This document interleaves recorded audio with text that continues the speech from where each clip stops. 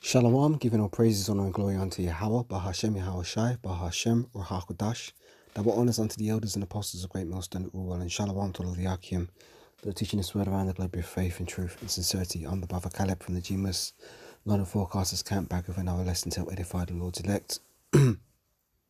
As always, I like to start by saying that we are the real Hebrew Israelites, and the real Israelites are so-called Negroes, Latinos, Hispanics, Native Americans, West Indians, and West Africans predominantly. However, you are going to find Israelites that do look like the other nations, because we as a people have been scattered amongst all nations throughout our various captivities. But if your seed line by your forefathers goes back to the man in the Bible that was named Israel, then you too are an Israelite, no matter what you may look like, because the book of Numbers chapter 1 and verse 18 states that your nationality is determined by the lineage of your forefathers. So one of the brothers sent this article in the chat today, so I thought I'd go into it because it's got some heavy news about our implantable RFID microchip, which we know through the scriptures to be the MOTB, the mark of the beast, pertaining to Revelation, the 13th chapter. So I'll get that precept in a minute. First of all, I'll read this article. It's from BBC News, so this is quite a credible source of news and information, especially here in the UK. Although we know they're run by they serve the elite's agenda. So by them putting this article out now, this is what the elites want to be pushed, and we knew that this was coming. But let's read this. It says the microchip implants that let you pay with your hand. So this is all part of them putting this information out there to normalize the minds of the people, sort of to like you can call it gradualism. It's basically to gradually introduce the people into the idea that they're going to be getting one of these sometime soon. Because if he still just came out tomorrow and says, okay, everybody has to take a microchip, people might have a bit of system shock. Like it might be a shock to their system that, oh, where did this come from? But by gradually introducing articles like this into the news cycles, it's gradually conditioning people to be more acceptive and receptive to when eventually it does get pushed. So we know it's close. We know it's close to the prophecies, but it's got to play out. It says the microchip implants that let you pay with your hand. A woman paying for her meal in a cafe using a contactless payment chip implanted in her hand. Patrick Pullman causes a stir whenever he pays for something in a shop or a restaurant. This is because the 37-year-old doesn't need to use a bank card or his mobile phone to pay. Instead, he simply places his left hand near the contactless card reader and the payment goes through. The reaction I get from cashiers are priceless, says Mr. Pullman, a security guard from the Netherlands. He is able to pay using his hand because back in 2019, he had a contactless payment microchip injected under his skin. The procedure hurts as much as when someone pinches your skin, says Mr. Pullman. Yeah, well, we'll see how much this procedure hurts when the judgment comes. And I'm going to read the judgments. Mr. Pullman has a chip under the skin of his left hand, and it lights up when he comes into close contact with a payment machine. A microchip was first implanted into a human being back in 1998, but it is only during the past decade that the technology has been available commercially. And when it comes to implantable payment chips, British-Polish firm Wallet Morse says that last year it became the first company to offer them for sale. The implant can be used to pay for a drink on the beach in Rio, a coffee in New York, a haircut in Paris, or at your local grocery store, says founder and chief executive Rojak Propota. It can be used wherever contactless payment is accepted. Walletmore's chip, which weighs less than a gram, is a little bigger than a grain of rice. It is comprised of a tiny microchip and an antenna encased in a biopolymer, a naturally sourced material that is similar to plastic. Mr. Propota adds that it is entirely safe, has regulatory approval, and works immediately after being implanted and will stay firmly in place. It also does not require a battery or other power source. The firm says it now has sold over more than 500 chips. The technology that Walletmore uses is a near-field communication, or NFC, the contactless payment system in smartphones. Other payment implants are based on radio frequency identification, RFID, which we've been saying for the longest time, which is a similar technology found typically found in physical contactless debit and credit cards. An X-ray showing Wallop-Moore's implant, which are injected into a person's hand after a local anesthetic. So you ain't cutting it out yourself. A lot of people are saying, oh, well, but what if I take the chip and I decide I don't want it and I cut it out? You ain't cutting it out, man. You ain't cutting it out. Anyway, and that shows that you don't have faith, man, because if you've got faith in Yahweh Hashem Yahweh Shai, you're not even going to be tempting the Lord like that. The scriptures say you're not supposed to tempt the Lord. So anyway, for many of us, the idea of having such a chip implanted in our body is an appalling one. But in 2021, a survey of more than 4,000 people across the UK and the European Union found that 51% would consider it. You see, this is Esau's is pushing the narrative to make it seem like, oh yeah, everybody's going to take it. And the fact of the matter is that the vast majority of people are going to take it. It's only going to be a very small number, i.e. the elect, and that the small remnant, the 1/3 with them, that are going to be able to resist this microchip, this mark of the beast. It says, however, without giving a percentage figure, the report added that invasiveness and security issues remained a major concern for respondents. Mr. Pullman says he doesn't have any of these worries. See, this is, as I say, it's basically trying to brainwash people to being more receptive to the idea, because they know that there's a little bit of pushback still. But Esau's trying to make it normalized, just like he made the whole LGBTQ thing normalized. It was all through a process of gradualism. So that's what we're seeing right now, the gradual reintroducing the idea of, oh, it's only the size of a grain of rice. Oh, it's so convenient. Oh, you'll be able to have your medical records. So if you fall down in the street, people will know who you are and exactly what medications you're on. They're trying to put all of these, it's the same story. They keep telling it over and over and over again, to where people hear it so much that they start to believe in these things, and then they become more receptive to taking the thing.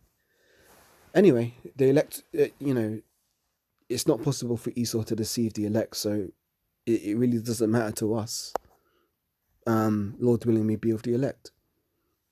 It says,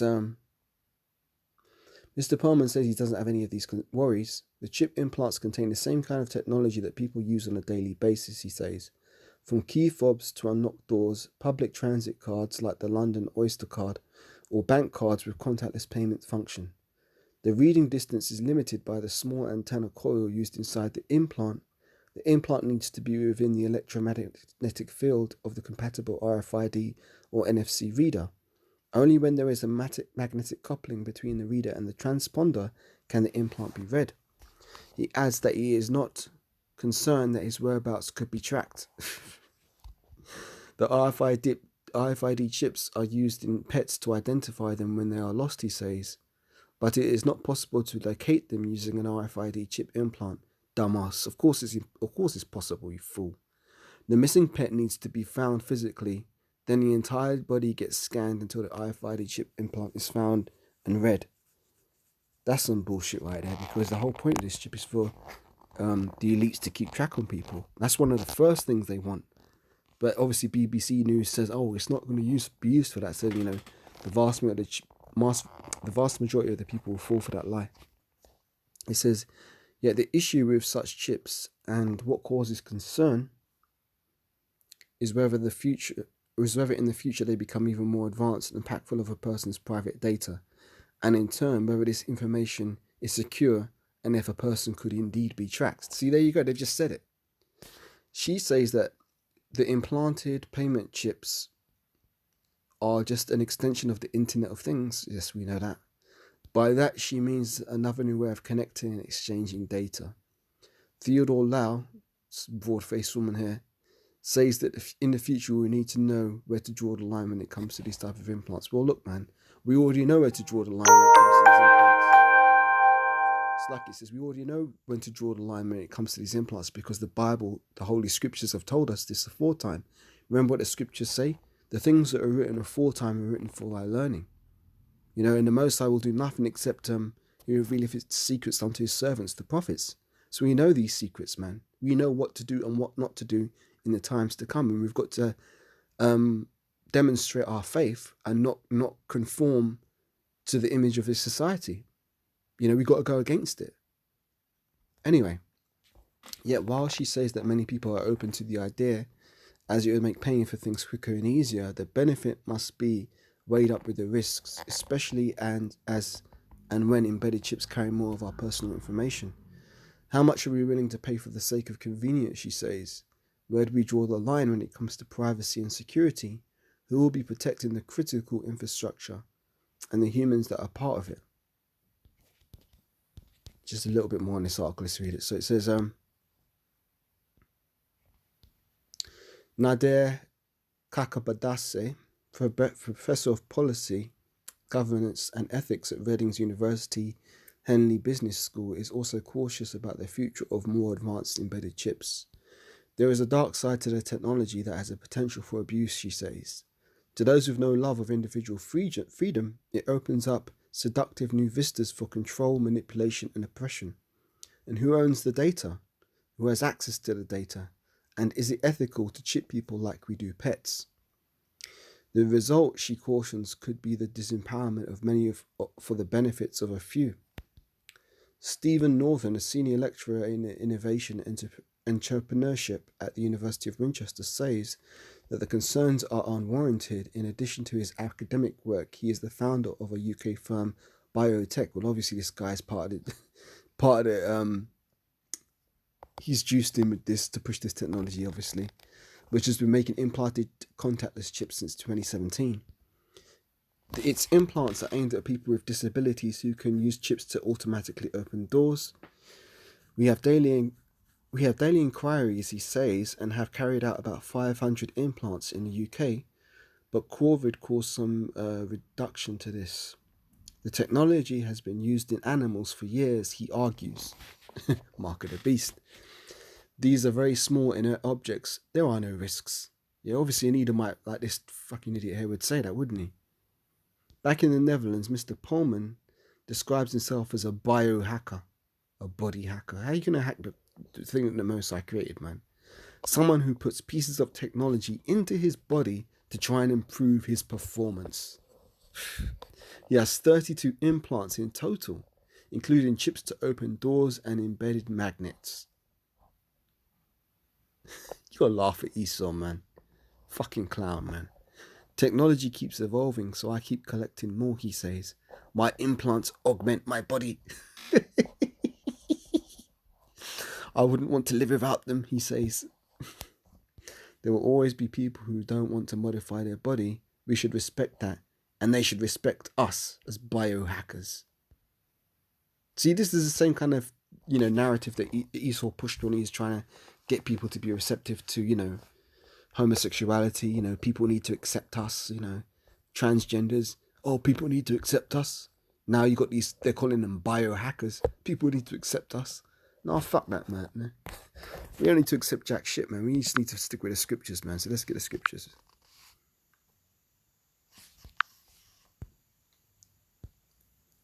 Basics. We must go back to the basics. Revelation, starting at 13th chapter, verse 16. And he calls it all. I mean, how can you turn your nose up at this prophecy when it's right in your face like this, man? And he calls if all, both small and great, rich and poor, free and bond, to receive a mark in their right hand or in their foreheads, and that no man might buy or sell, save he that had the mark, or the name of the beast, or the number of his name. Here is wisdom. Let him that hath understanding count the number of the beast, for it is the number of a man, and his number is 666. So back just under just around 2,000 years ago when, just under 2,000 years ago, I suppose, when the Apostle John was on the island of Patmos and he had this vision, he was seeing the times that we're in right now. He is seeing the people taking the chip. Now, I'll just say this. I was traveling to camp last week, I think? Might have been last week or the Saturday before, I can't remember. No, it wasn't. It wasn't the Saturday before, it was Sunday. Nevertheless, it doesn't matter what day it was, but I was traveling to camp and I was going on the underground. And over here in the UK, you've got to go through the ticket barriers. And I was preparing to take my my Oyster pass out to go through the barrier, and there's a woman in front of me who looked like she might have been a Moabite, and she had her right hand, and she just put her wrist near the contact reader, and the barrier opened. And I was right behind her in the queue to go through the barrier, and I saw it, and I thought, rah, that looks just like the MOTB. But she had one of those, I think it's Apple Watches. So she was paying with the watch. Now, what people don't really realize is that whole action of, I'm just going to move my wrist near the card reader and it's going to open the gate. By wearing those Apple Watches and using Apple Pay to pay in that way, you are psychologically being conditioned into the idea of, oh, I'm just going to put my wrist near the reader and it will open up the barrier.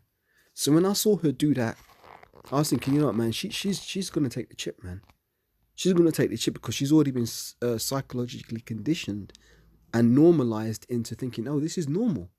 So she's probably going to do that. And obviously Esau's going to promote it as like, oh, well, you know, they've got these, what they call them, these Fitbit watches or whatever, where you can put this wristwatch on and it monitors your heart rate, you know, what time you sleep, you know, how many kilometers you jog in the morning or whatever.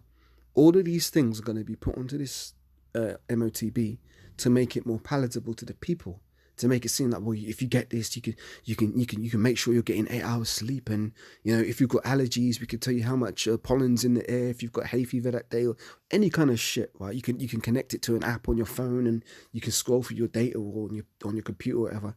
They're going to market this thing as such a fashionable thing. Now that goes back to the concept of the watch that I just said before, because you know the watch is fashionable, and with fashions, it's not just a case of Esau just making something and people are going to wear it. He's trying to influence the people in a certain way. I'll use an example. The whole thing with men wearing skinny jeans. You know, grown-ass men wearing jeans that are made for women. What did that do? It made men more effeminate. It made men more receptive to wearing female clothing, which brings forth what? More transgenders, more homosexuals. So the fashion industry is very heavily linked to social trends and things like that, things of that nature. But the scriptures clearly say the fashion of this world passeth away.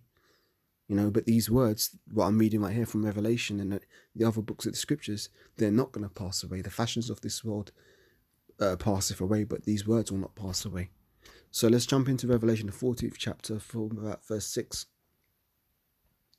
Revelation 14 and verse 6 says, And I saw another angel flying in the midst of heaven, having the everlasting gospel to preach unto them that dwell on the earth, and to every nation and kindred and tongue and people, saying with a loud voice, Fear the Most High God, and give glory unto him, for the hour of his judgment is come, and worship him that made the heavens and the earth and the sea and the foundations of the waters. That's right, we're supposed to worship Yahweh, Ba'ashem Yahushai. We're not supposed to bow down and worship Esau. And by taking his MOTB, that is akin to you bowing yourself down and worshipping him and his beast system. So we're not going to do that. Lord willing, we're of the elect and we stay in this faith. And it says that there was another angel followed, saying, Babylon is fallen, that great city, because she made all nations drink of the wine of the wrath of her fornication. And a third angel followed them, saying with a loud voice, If any man worship the beast and his image, and receive his mark in his forehead or in his hand, the same shall drink of the wine of the wrath of God, which is poured out without mixture into the cup of his indignation, meaning his righteous anger. And he shall be tormented with fire and brimstone in the presence of the holy angels and in the presence of the Lamb. So that guy who was saying, oh, well, you know, it doesn't hurt any more than a pinch. You wait till the judgment comes when Yahweh Shem Yahushai, when Yahushai comes back in the chariots and the nukes start flying. We'll see how much that RFID implant hurts then. I'm going to get that in a minute. Verse 11, And the smoke of their torment ascendeth up for ever and ever, and they have no rest day nor night who worship the beast and his image, and whosoever receiveth the mark of his name. Here is the patience of the saints. Here are they that keep the commandments of the Most High God and the faith of Yahushai. So we're going to go to, I believe, Zechariah, the 12th chapter. Is it 12 and 8? Maybe I want. Let's see.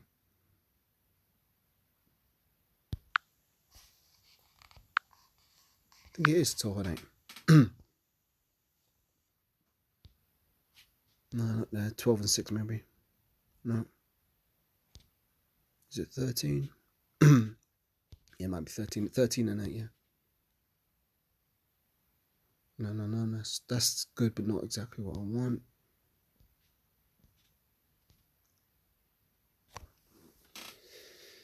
Right.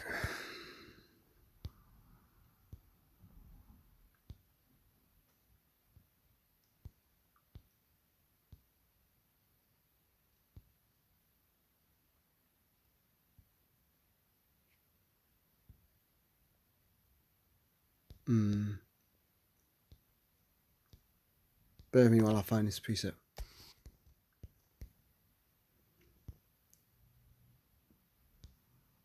Well, I can read 13 and 8, it's good. Not what I wanted, but I'll get to the one I wanted. Zechariah 13 and 8, and it shall come to pass that in all the land, saith Yahweh, 2 parts therein shall be cut off and die, but the third part shall be left therein, talking about the nation of Israel. And I will bring the third part through the fire, meaning that we're going to be redeemed in the midst of this thermonuclear destruction via the chariots. And I will refine them as silver is refined, and will try them as gold is tried, meaning that our faith is going to be tested. And they shall call on my name, meaning Yahweh B'Hashem Yahushai, and I will hear them, and I will say, it is my people, and they shall say, the Lord Yahweh is my God.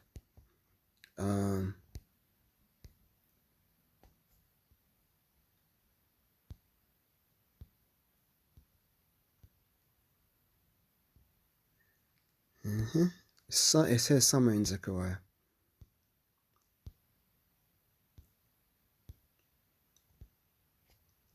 Bear with me while I find it. And then I'll close out on that scripture when I get it. Is it Zechariah? I'm sure it's in Zechariah.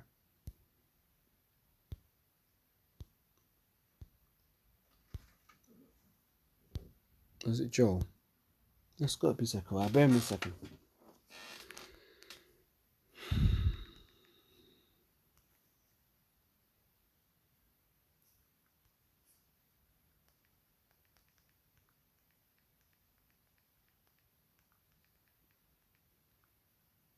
$14 and $12. I went past 14. Alright, so Zechariah 14 verse 12, close out on this. It says, and this shall be the plague wherewith the Yahweh shall smite all the people that have fought against Jerusalem. Their flesh shall consume away while they stand upon their feet, and their eyes shall consume away in their holes, and their tongue shall consume away in their mouth. There you go. So that's going to be the thermonuclear destruction that people are going to have to suffer for taking the mark of the beast. They're going to get destroyed by thermonuclear destruction and Yahushua and the chariots when he returns.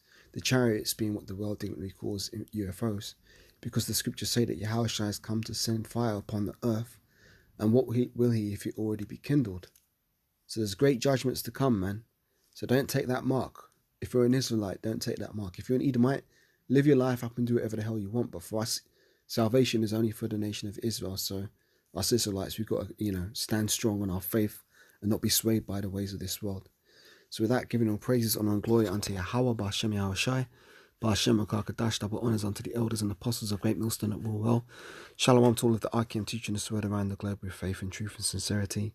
And I'll catch you on the next lesson, Lord willing. Shalom for now. Wa abba ba, wa kam Shalom.